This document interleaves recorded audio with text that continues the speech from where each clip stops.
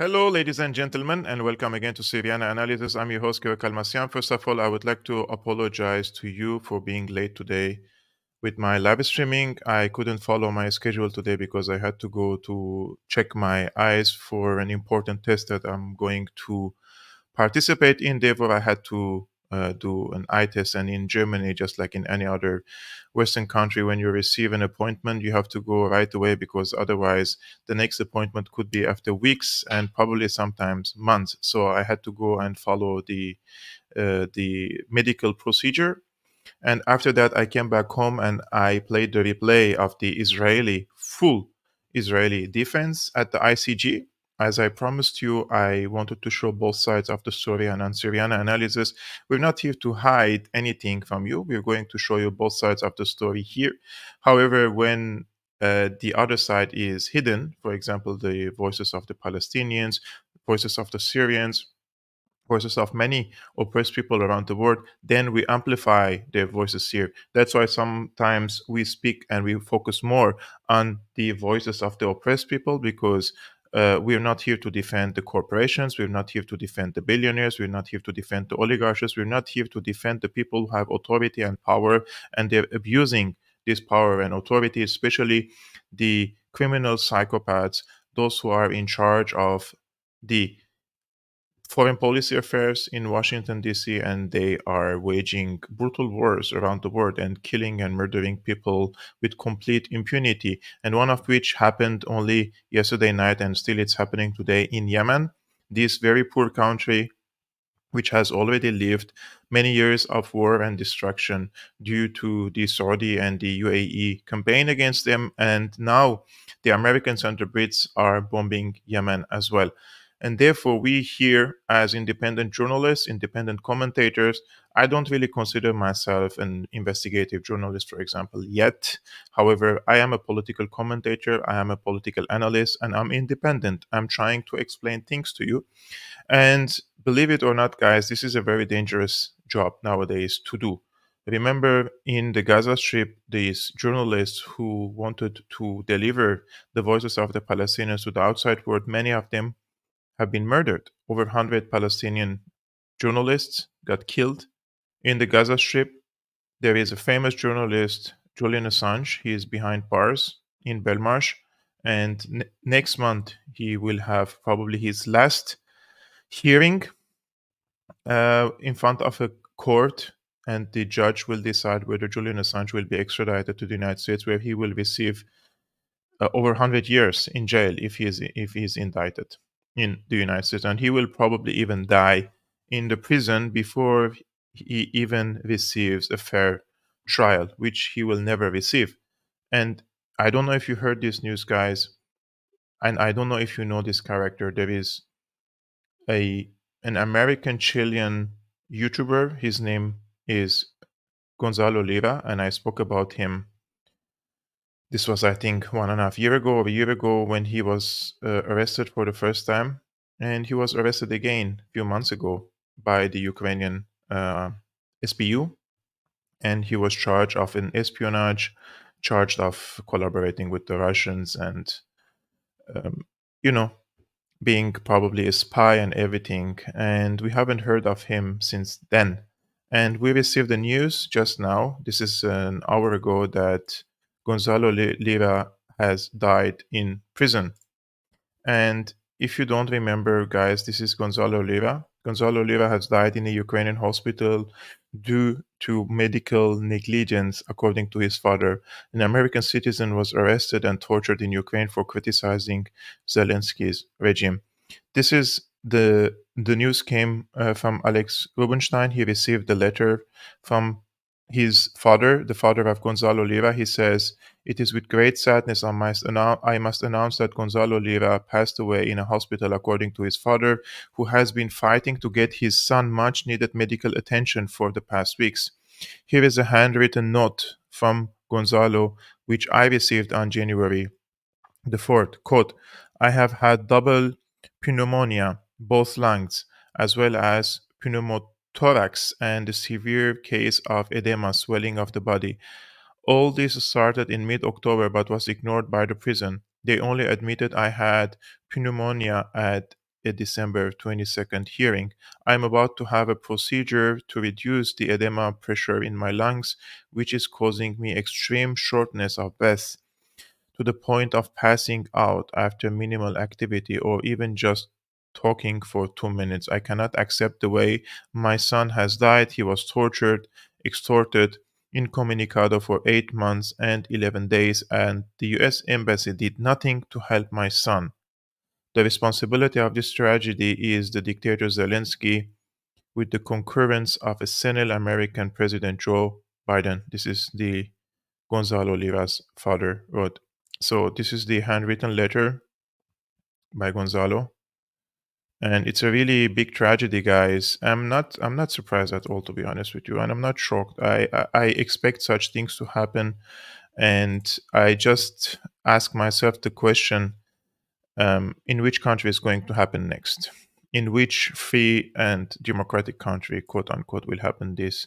Tucker Carlson, he just tweeted this before I started this live streaming. He says, Gonzalo Lira Sr. says his son has died at 55 in a Ukrainian prison where he was being held for the crime of criticizing the Zelensky and Biden governments. Gonzalo Lira was an American citizen, but the Biden administration clearly supported his imprisonment and torture. Several weeks ago, we spoke to his father, who predicted his son would be killed. This is on December. Tucker Carlson interviewed his father. I will post this link just in the live chat, just in case if you guys want to watch it later. But I had to make this announcement before I move to the case of Israel defending itself at the International Court of Justice, because this case, I felt like strangled, I felt shocked before I started this live stream. I just learned this news, and the suppression and the injustice that I faced compared to these journalists for being an independent journalist and speaking my mind is nothing compared to them. These people have paid a very huge price. And I don't like to speak ill about anyone behind their back, especially when they're dead. I criticized Gonzalo Lira when he was alive. I criticized his style and his personality, but I didn't criticize the content.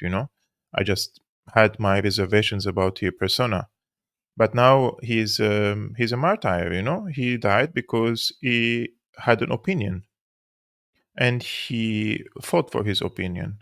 You agree with his opinion or not, that's something else. But he fought for his opinion and for his right to have an opinion.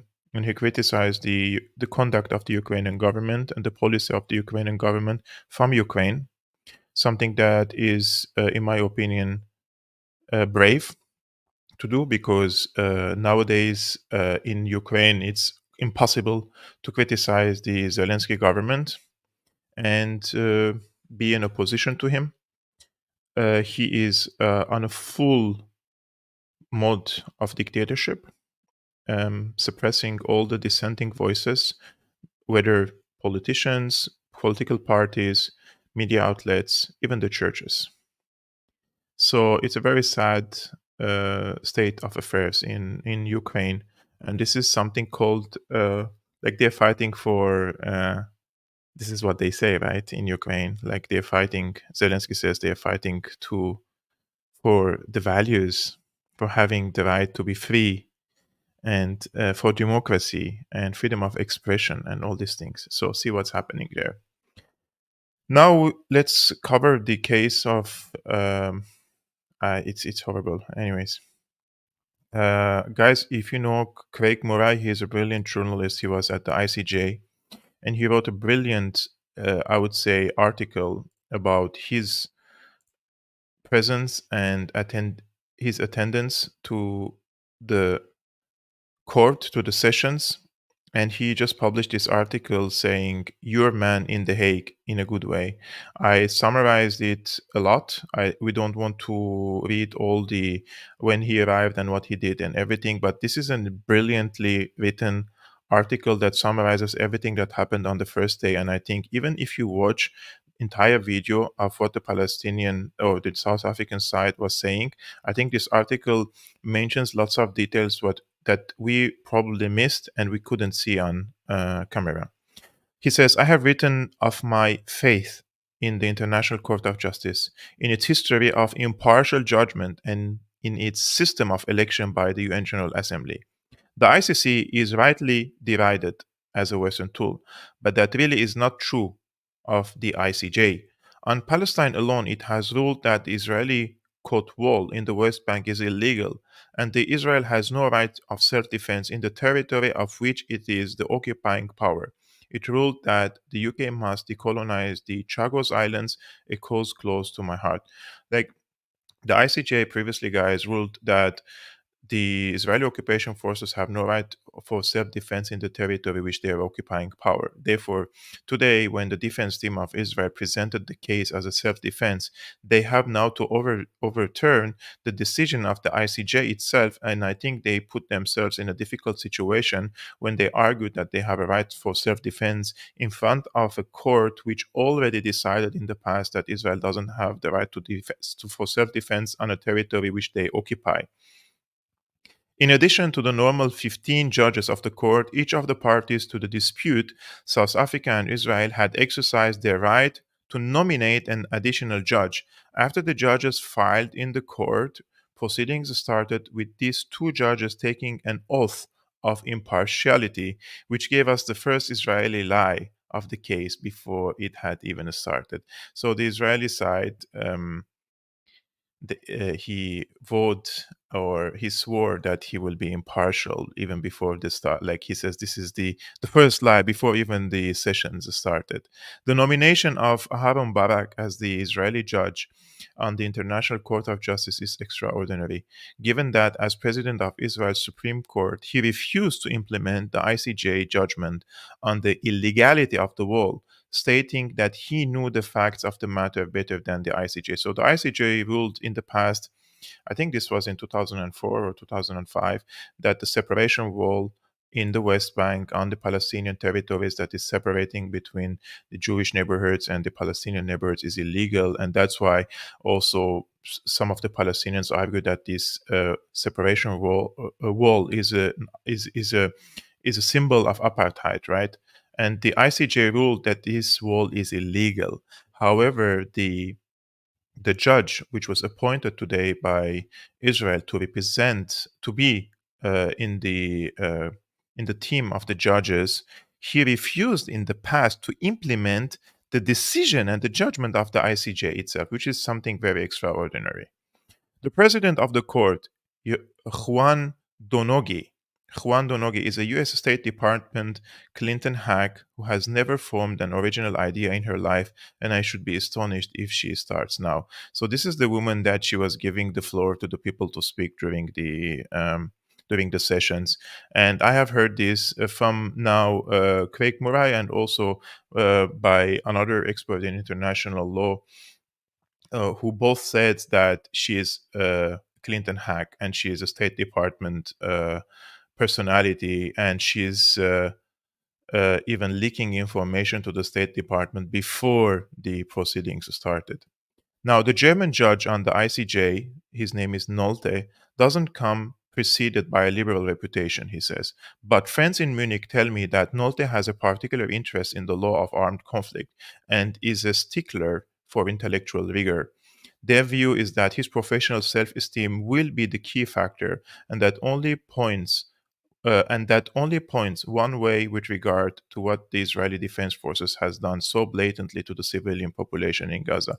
So he's trying to say here, guys, that even though this judge comes from Germany and even though the German government position is in favor of Israel, but that doesn't mean that this particular judge will be following any instructions from the German government, or the German government will be able to politicize the decision of the German judge, because his friends told Craig Murray that this judge is very professional, and his professional self-esteem will be the key factor in his decision. Let's hope that is the case, because there is abhorrent news that came today from Germany, and I will share with you later in this live streaming.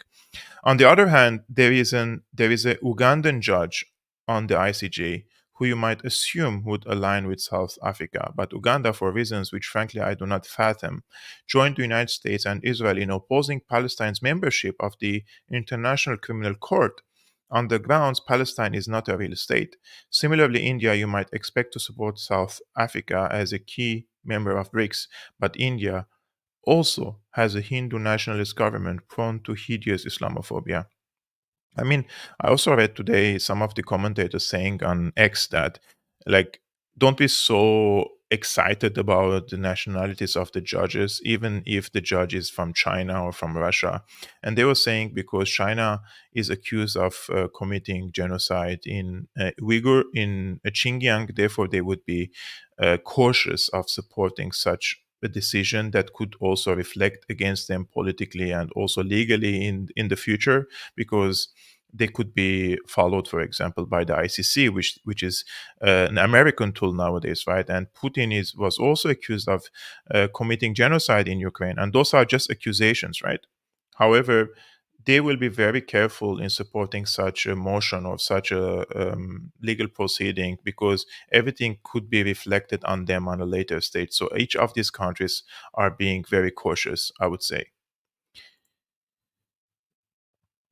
South Africa opened with statements from their ambassador and their Minister of Justice, Ronald Lamola, and they opened with a bang.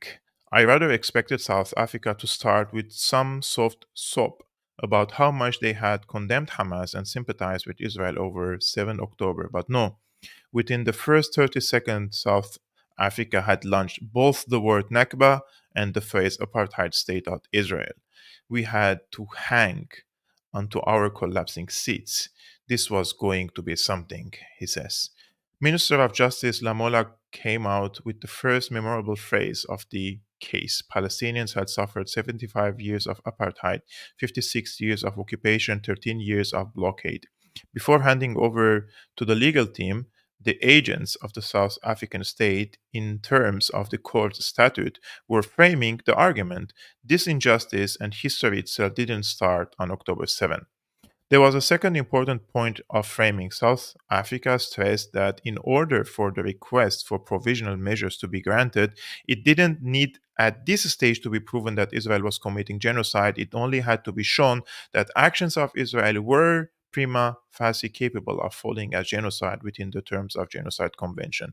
So the legal team of South Africa, which was led by Dr. Adila Hassim, she outlined that Israel was in breach of the Genocide Convention, Article 2, Clause A, B, C, and D. What are these article? What is this article and the clauses? So, in the present convention, genocide means any of the following acts committed with intent to destroy, in whole or in part, a national, ethnical, racial, or religious group as such. A. Killing members of the group. B. Causing serious bodily or mental harm to members of the group. C. Deliberately inflicting on the group conditions of life calculated to bring about its physical destruction in whole or in part. D. Imposing measures intended to prevent birth within the group.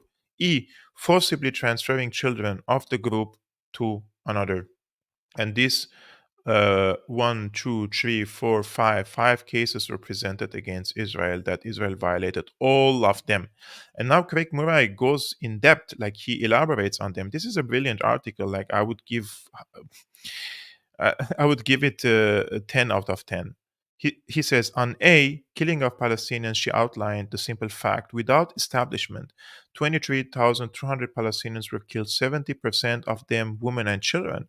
Over 7,000 were missing, presumed dead under the rubble. Over 200 times, Israel has dropped two, uh, this is 2 ton, I think, 2 tons of bombs into the very residential areas in southern Gaza, into which Palestinians had been ordered to evacuate. 60,000 people were seriously wounded, 355,000 homes had been damaged or destroyed. What could be observed was a substantial pattern of conduct indicating a genocidal intent.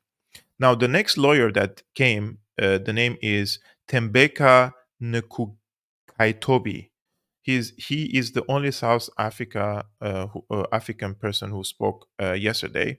He addressed the question of genocidal intent, because this is very important, guys. The intent, the intention here from the statements of the Israeli politicians. He had perhaps the easiest task, he says, because he could relate numerous instances of senior Israeli ministers, senior officials, and military officers referring to Palestinians as, quote, animals, and calling for their complete destruction, and that of Gaza itself, emphasizing that there are no innocent Palestinian civilians. What Nkukaitobi did particularly well was emphasize the effect transmission of these genocidal ideas from senior government to the troops on the ground who quoted the same phrases and genocidal ideas in filming themselves committing and justifying atrocities. He emphasizes that the Israeli government had ignored its obligation to prevent and act against incitement to genocide in both official and popular culture. He concentrated particularly on Netanyahu's invocation of the fate of Amalek and the demonstrable effect of that move on the opinions and actions of Israeli soldiers. Israeli ministers, he said, could not now deny the genocidal intent of their plain words. If they didn't mean it, they shouldn't have said it. This is something important that people need to understand, that when a politician or a leader expresses his genocidal intent and he is giving the permission, the verbal permission, this is being translated to his troops who are fighting on the ground in the Gaza Strip. And when the troops' actions on the ground is also genocidal, then you will see that there is a correlation between a statement, the verbal statements coming from the politicians, and the actual acts on the ground by the Israeli forces. So they try to correlate between these two things together so that they can accuse Netanyahu, in this case, of giving an order to his soldiers. Now, Professor John Dugard, he pointed out the obligation of all state parties under the Genocide Convention to act to prevent genocide and the judgment of the court. Next was Professor Max du Plessis, whose particularly straightforward manner and plainness of speech brought a new strategy to proceedings. He said that Palestinians were asking the court to protect the most basic of their rights, and that is that they have the right to exist. Palestinians had suffered 50 years of oppression, and Israel had for decades considered itself above and beyond the reach of the law, ignoring both ICJ judgments and Security Council resolutions. The context is important. Palestinian individuals have right to exist, protected as members of a group in terms of the Genocide Convention. South Africa's case was founded on respect for international law and was based on law and on fact. They had taken the decision not to show the court atrocity videos and photos, of which there were many thousands. Their case was of law and fact. They didn't need to introduce shock and emotion and turn the court into a theater. I think because this is written even before the Israeli defense today, and if you watch what the Israelis did today, the whataboutism, trying to bring emotions to the discussion. They wanted to show the 1 hour of the tape that they themselves produced and cut and edited. I think the court didn't give them the chance to show it because they said this is not about Hamas, this is about your conduct in the Gaza Strip. So there is something we have to differentiate here, guys. And I'm being very honest with you. I have watched videos from October 7 where Hamas militants, they burned houses, for example, in order to try to get the people out, and they captured them. They during the gunfire, or it's not a gunfire, during a crossfire, I don't know, but they killed civilians, right? So this is crime, right? However, this crime doesn't give, under international law and under these legal proceedings, the right for Israel to commit genocide against the Palestinian people. What Israel did, they used this attack against them by Hamas. The legality and the justification, I'm not talking about that, whether Hamas has the right, doesn't have the right, all these things, keep it aside.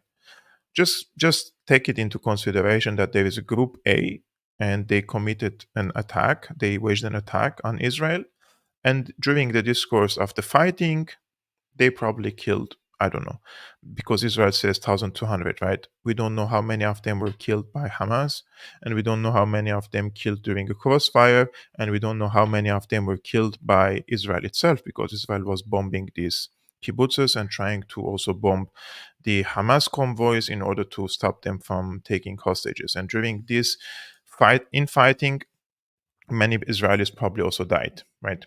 We don't know the numbers, and we will not know. However, in whatever happens there, even let's suppose that all of these killed Israelis, among them, there are many Israeli soldiers, anyways, but let's suppose all of them were killed by Hamas. This doesn't give the right to Israel to commit genocide, right? This is the argument that South Africa tried to present here, and I think that's a brilliant way of argument in this case. So, Du Plessis concluded that the destruction of Palestine's infrastructure that supports human life, the displacement of 85% of residents into ever smaller areas where they were still bombed, all were plain examples of genocidal intent. But undoubtedly, the highlight of the entire morning was the astonishing presentation by Irish Casey Blinny Gavale. Her job was to demonstrate that if the court didn't order provisional measures, the irreparable damage would be done. There are times when a writer must admit defeat. I cannot adequately convey to you the impression she made in that courtroom. Like the rest of the team, she eschewed atrocity porn and set out the simple facts plainly but elegantly. She adopted the ploy used by all the South African team of not using emotional language herself but quoting at length deeply emotional language from senior UN officials. Her outline of daily death by type was devastating. You would not think from the body language it was Israel that stands accused. In fact, he says, the only people in the court whose demeanor was particularly dodgy and guilty were the judges. They absolutely looked like they really didn't want to be there. They seemed deeply uncomfortable, fidgeted, and fumbled papers a lot, and seldom looked directly at the lawyers speaking. But several of the judges are desperate. Huh? This is also a point that we have to take into consideration, guys. That Craig Murray brings it here. That some of these judges they care about their future and they care about their reputation. They care about the security of their family, and we know that there's so many examples, right, of uh, people. For example, the head of the Organization for the Prevention of the Chemical Weapons in 2002, 2003, when they were addressing the case of Iraq and they didn't want to, the head of the OPCW was saying that Saddam doesn't have chemical weapons. And back then, I think it was John Bolton who threatened him, right? His name is Jose Bustani. He said that he knows the place of his son, he knows the place of his wife, he knows the place. Yeah, so he's like they threatened him, and then they plotted to kick him out of the OPCW because he objected the war on Iraq on the grounds that is Iraq has WMDs. So these judges could be also have that consideration. And he says, but several of the judges are desperate to find a way to please the USA and Israel to avoid countering the current Zionist narrative, the adoption of which is necessary to keep your feet comfortably under the table of the elite. What counts more of them personal comfort, the urgings of NATO, future wealthy senators? Are they prepared to ditch any real notion of international law for those things? That is the real question before the court. The International Court of Justice is on trial. So it's not only Israel is on trial, he says International Court of Justice is on trial. The final speaker for the South African legal team was Vaughan Lowe, and he had the delicate task of countering Israel's defense, which they have kept secrets from the court until it is made. Lowe said that genocide is never justified. It's absolute, a crime in itself. No matter how appalling the atrocities committed by Hamas against Israel or Israeli citizens, a genocidal response was not appropriate and never would be. This is the argument that I made previously. The session ended with the South African ambassador reiterating the provisional measures South Africa now wished the court to impose. These are so. What are the provisional measures that South Africa is asking for the ICJ to impose on Israel? One, the state of Israel shall immediately suspend its military operations in and against Gaza. Two, the state of Israel shall ensure that any military or irregular armed units which may be directed, supported, or influenced by it, as well as any organizations and persons which may be subject to its control, direction, or influence, take no steps in furtherance of the military operations referred to point one above. Three, the Republic of South Africa and the State of Israel shall, each in accordance with their obligations under the Convention on the Prevention and Punishment of the Crime of Genocide, in relation to the Palestinian people, take all reasonable measures with their power to prevent genocide. 4. The State of Israel shall, in accordance with its obligations under the Convention on the Prevention and Punishment of the Crime of Genocide in relation to the Palestinian people as group protected by the Convention on the Prevention and Punishment of the Crime of Genocide, desist from the commission of any and all acts within the scope of Article 2 of the Convention, in particular, A. Killing members of the group, B. Causing serious bodily or mental harm to the members of the group, C. Deliberately inflicting on the group conditions of life calculated to bring about its physical destruction in whole or in part, and D. Imposing measures intended to prevent birth within the group. 5. The State of Israel shall, pursuant to point 4c above in relation to Palestinians, desist from and take all measures within its power, including the rescinding of relevant orders of restrictions and or of prohibitions to prevent a. The expulsion and forced displacement from their homes, b. The deprivation of access to adequate food and water, access to humanitarian assistance, including access to adequate fuel, shelter, clothes, hygiene and sanitation, medical supplies and assistance, and finally, the destruction of Palestinian life in Gaza. The State of Israel shall, in relation to Palestinians, ensure that its military, as well as any irregular armed units or individuals which may be directed, supported, or otherwise influenced by it, and any organization and persons which may be subject to its control, direction, or influence, do not commit any acts described in 4 and 5 above, or engage in direct and public incitement to commit genocide, conspiracy to commit genocide, attempt to commit genocide, or complicity in genocide, and insofar as they do engage therein, that steps are taken towards their punishment pursuant to Articles 1, 2, 3, and 4 of the Convention on the Prevention of the Punishment of the Crime of Genocide. 7. The State of Israel shall take effective measures to prevent the destruction and ensure the preservation of evidence related to allegations of acts within the scope of Article 2 of the Convention on the Prevention and Punishment of the Crime of Genocide. To that end, the State of Israel shall not act to deny or otherwise restrict access by fact-finding missions, international mandates, and other bodies to Gaza to assist in ensuring the prevention and retention of said evidence. 8. The State of Israel shall submit a report to the court on all measures taken to give effect to this order within 1 week as from the date of this order and thereafter at such regular intervals as the court shall order until a final decision on the case is rendered by the court. And 9. And finally, the State of Israel shall refrain from any action and shall ensure that no action is taken which might aggravate or extend the dispute before the court or make it more difficult to resolve it.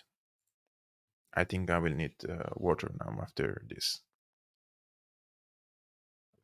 I know it's long, but this was very, very important to understand the case, guys. I hope you appreciate that. And since we are above 300 people watching this live streaming, I would really appreciate it, guys, if you would hit the like button. It's free, and it helps me a lot to navigate through the algorithm of YouTube, and more people would join it. And when this live streaming is over, more people will see this video. I would really appreciate it if you could just hit the like button while you are watching. Now, I will jump with you to what the Israeli side is saying, because today Israel defended itself, and this is an article coming from the Haaretz, and this is from he was defending Israel, right? And he's defending the Israeli case. However, he's he is also criticizing the government in Tel Aviv for being like not so careful in their statements. Malcolm Shaw, he was of course in the team of defending Israel today, the British jurist. He's leading the Israeli defense. He argued that Israel didn't have the special intent needed to commit the crime of genocide, and that the South African case presented only half the story. In fact, he said, the United Nations top court lacks jurisdiction over the Gaza war, something the panel of judges will have to respond to. The frivolous application to the International Court of Justice, hypocritically and falsely contending that genocides is or could be taking place, was not triggered by disproportionate military response, nor by alleged atrocities, nor by the high number of Palestinian casualties. Instead, it was direct result of an Israeli. So he's saying that the application of the South African side to the ICJ is not by it's not based on the fact that The Israeli so-called defense forces are responding in a disappropriate way against the Palestinians. It's not that, and it's not like the Israel doesn't have the right to defend itself. It's not like there are atrocities. It's not like there are high number of casualties. That's not the case, according to the author of this Israeli author. The main issue in his mind is that instead it was the direct result, he says, of an Israeli political trait, reckless and incendiary verbosity, a collection of misfits, masquerading as the government casually spewed out moronic one liners: nuke Gaza, burn Gaza, flatten Gaza, erase Gaza, cleanse Gaza, eliminate Gaza, displaced Gazans, all of which found their way into the South African application that the World Court heard on Thursday. And he continues, most these idiocies could have been muzzled had Prime Minister Netanyahu demanded that they stop. Instead, he condoned them and even contributed some biblical gims of his own about remembering Amalek. The application and indictment of sorts could have been avoided or at least mitigated had Israel come forth with plans and ideas in areas such as humanitarian aid and safeguarding non combatant Gazans. Instead, incendiary remarks reigned, with ministers expertly explaining that there are no uninvolved or innocent Gazans. The genocide accusations will take a very long time to deliberate, and it is doubtful that the key component, intent, can be proven. So, according to him, the judges will find a hard time to prove that the intent is there, despite all these statements being delivered by the Israeli officials and translated to the attitude and the statements of the Israeli soldiers. He says it remains to be seen whether the World Court, after hearing both sides, will issue interim measures, but South Africa's case may well succeed in placing Israel in the murky gray zone between self defense, excessive use of force, and possibly entertaining ideas of genocide. South Africa's lawyers argued that the Israeli defense forces listened to and headed the politicians' statements, taking them literally. I mean, the South African side actually brought the statement of the Israeli official and then brought another videos from TikTok that the Israeli soldiers were repeating the statements of their leaders while they were detonating entire neighborhoods and bombing them. So this was the correlation that the South African side did.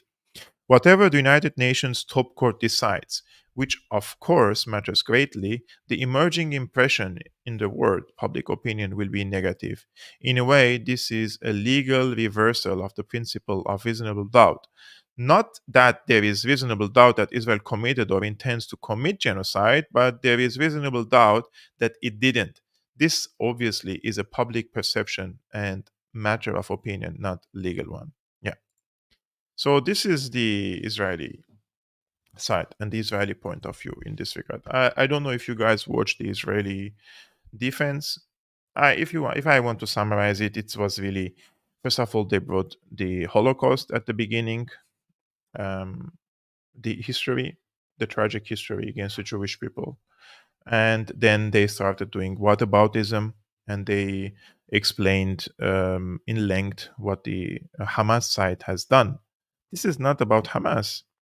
I don't understand why the Israeli side didn't try to counter the arguments and the legal files that the South African side presented, and instead they relied on the political analysis, of the situation and trying to condemn Hamas. Like if Hamas is present and we have to decide which one is guilty, I would understand that. But this case is presented by South Africa and they are accusing Israel of committing genocide or having the intent of committing genocide. Therefore, Israel should have defended itself on this basis and not trying to say, what about Hamas? They attacked us. I don't know why they did that, to be honest with you. There is a famous lawyer, his name is Muhammad Akunji, and he summarized the Israel submissions to the ICJ. I think it's very good to read it together. He says, Israel's submission to the ICJ in brief summary. The court has no jurisdiction as there is no actual dispute between South Africa and Israel, as Israel didn't have an opportunity to discuss matters and rebut South Africa's assertion prior to South Africa making an application to the court. Two, no genocidal intent. Don't listen to the words of our politicians as they don't count unless made within the war cabinet operational policy structure of Israel. If you look at those, only then there is no intent. All other statements are just poof and anger with no force that transposes them into operational reality. So they're not really they're not saying that the prime minister, the president, the defense minister didn't say these things, but they're saying that those are just poofs, and these people, we have only to look at the statements of the war cabinet and the operational policy structure of Israel. Otherwise, the rest are just, we have to put it in the bin. Three, even if some statements made are genocidal, you can't take them on their own. You have to look at other statements which are not genocidal, and overall, there is no evidence of genocidal intent. Four, if Israeli military has transgressed, Israel has a system of justice to hold them accountable. So court should look at transgressions as isolated and not a matter of Israel's policy. So if there is any let's say a soldier, an officer, someone who has committed a war crime, a crime against humanity, or had the intention to commit genocide, this has to be an isolated case and not a policy of the state of Israel. Therefore, it's the it's the judiciary system in Israel that has to take care of this case and not the ICJ. Five, South Africa supports Hamas, so they have no credibility. Six, court cannot bind Hamas, thus, by binding Israel, only it would create a manifest imbalance leading to irreparable harm to Israel. Seven, Hamas used civilian infrastructure to conduct warfare, thus, Israel had no choice but to destroy said infrastructure. All destruction of civilian infrastructure is Hamas's fault, not Israel's, and is proportionate in any event. 8. Technical arguments regarding the test needed to be applied for the court to order provisional measures. Basically, there would be asymmetry in effect if orders are made and the test according to case law is not met for such orders. And 9. South Africa's application is malicious and designed only to tar the reputation of Israel. Now, this is the legal part of it. What's the political opinion? I was reading for Kim.com today. Kim.com says the legal arguments by Israel at the ICJ in defense of allegations of genocide against the Palestinian people in a nutshell. Allegations by South Africa are outrageous and label. Israel is the victim. Israel acts in self defense. There is no intent to harm civilians. The examples of intent provided by South Africa are misleading. South Africa supports Hamas. South Africa is confused and complicit in the genocide by Hamas against Israel. Hamas destroyed civilian structures and hospitals with booby traps, bombs and misfired missiles. Hamas tunnels cause civilian structures to collapse. Israel aims to mitigate harm and warn civilians of pending attacks via Twitter, phone calls, and leaflets. Israel is facilitating humanitarian aid, but Hamas is stealing the aid for its fighters. The allegations of genocide are baseless because humanitarian efforts by Israel. After hearing both sides, my opinion is as follows. South Africa has provided ample evidence of genocide intent by Israeli officials and the IDF. Prima facie evidence shows the collective and unlawful punishment against Palestinian civilians committed by Israel and aided by the US government. The good news is that the application to the ICJ by South Africa has already achieved a change of strategy by Israel and its enablers that will save thousands of lives, and there is hope that the judges will apply additional pressure to make Israel and its enablers stop their additional pressure, to make Israel and its enablers stop their indefensible mass murder and persecution of Palestinian civilians. South Africa should be applauded for standing up for the rights of the Palestinian civilians, and the ICJ would be well advised to show to the world that the protection of innocent lives has priority over the interests of an apartheid regime. To displace or eliminate an entire group of people. Israel has already murdered 1% of the Palestinian people in just 3 months. This obvious genocide must be stopped. Israel and its enablers must be held accountable. Harsh words, very harsh words. Actually, I've seen so many people nowadays on social media platforms, in newspapers, um, they unapologetically accusing Israel of having the intent to commit genocide. And they're bringing statements from the Israeli side. And the Israeli side has made the case of South Africa or anyone who is accusing Israel of committing genocide or having an intent of committing genocide very easy for their statements and for the conduct of their army on the ground, right? And this is something that is very sad to see, to be honest with you, nowadays in 21st century, that we have to discuss, you know, whether something is a genocide or not, because it's it's the conduct on the ground without even the statements is clear that there is an intent. The way they're wiping out neighborhoods and pushing everyone to the south and then bombing the safe routes and bombing the safe zones, right? The hospitals, they are babies who were few hours old and they died because of the lack of electricity for the ventilator or anything. I don't know, because the babies, they have to be in an incubator, right? So it's a horrible, horrible situation. Unfortunately, though, and I'm saying this with a heavy heart, um,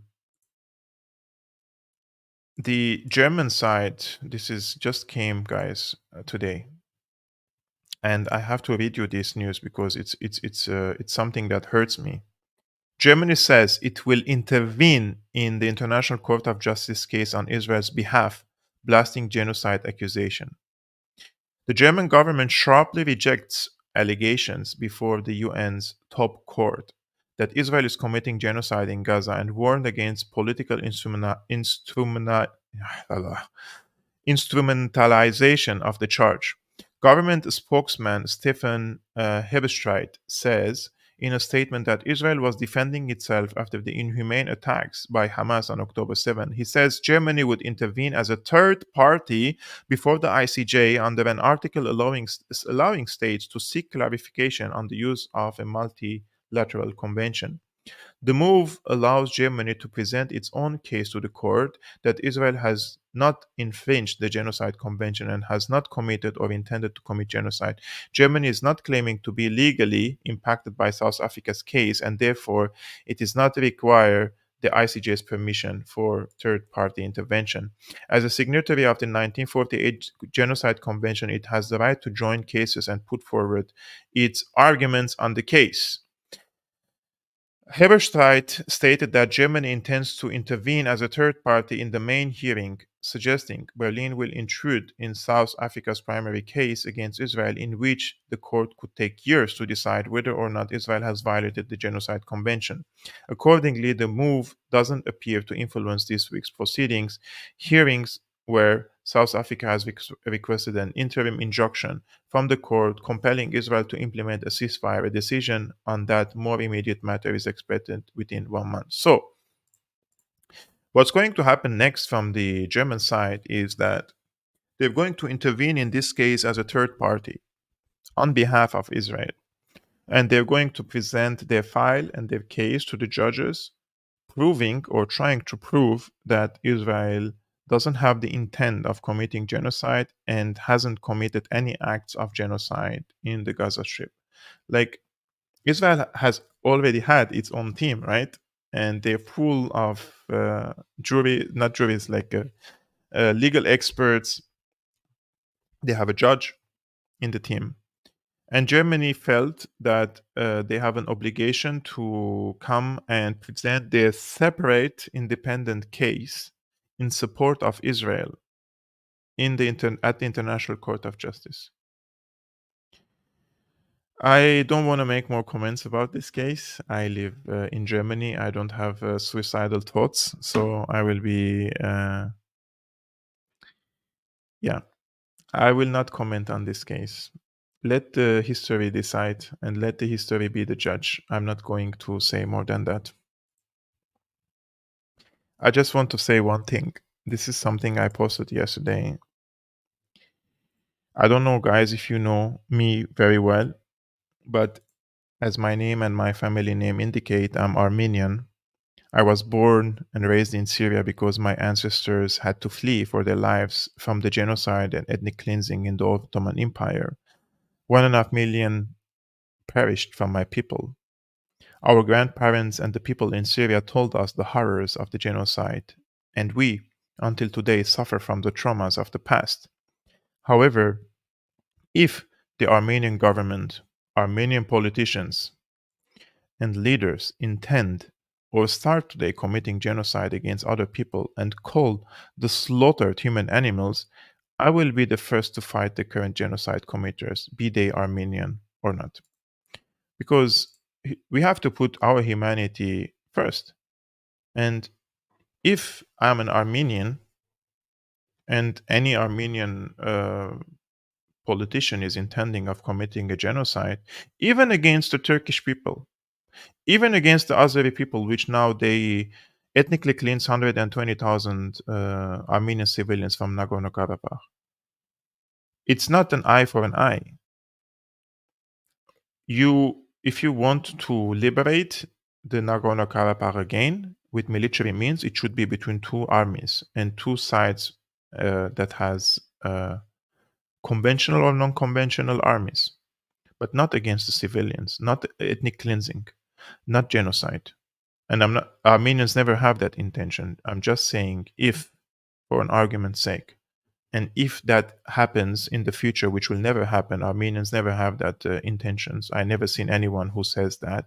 But even if, I will be the first to come against it, right? And this is how we should judge, and this is how we should um, contribute to such cases.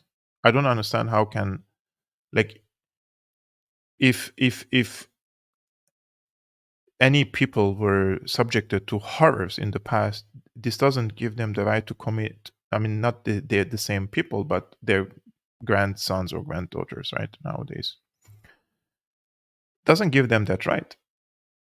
And what happened to the Jewish people is horrendous. And in my opinion, there should be reparations. There should be remembrance, right, for the horrors that happened against the Jewish people. It's unforgivable. My people were also slaughtered. But nowadays, I'm just saying, now in 2024, we're in 2024 now, you cannot use the suffering of the past to justify the suffering of other people that you are inflicting. It's not really difficult, in my opinion.